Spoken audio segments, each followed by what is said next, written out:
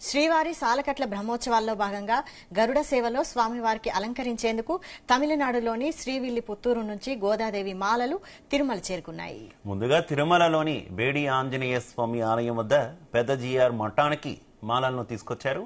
అక్కడ పెద్ద జీఆర్ స్వామి, చిన్న జీఆర్ స్వామి ఆధ్వర్యంలో ప్రత్యేక పూజలు నిర్వహించారు.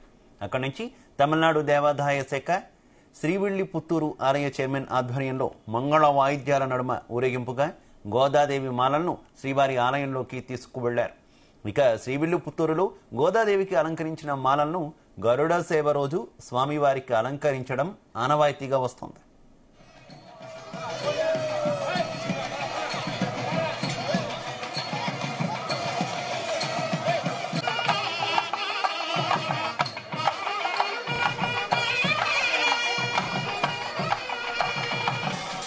శ్రీవిల్లిపుత్తూరులోని శ్రీరంగమన్నార్ స్వామివారి ఆలయానికి గోదాదేవి తండ్రి శ్రీ పెరియాళ్వార్ పుష్ప కైంకర్యం చేసేవారని, రంగనాథునిపై అనన్య భక్తి కలిగిన శ్రీ గోదాదేవి పూలమాలలను మొదట తాను ధరించి ఆ తరువాత స్వామివారికి పంపేవారని పురాణాల ద్వారా తెలుస్తోంది.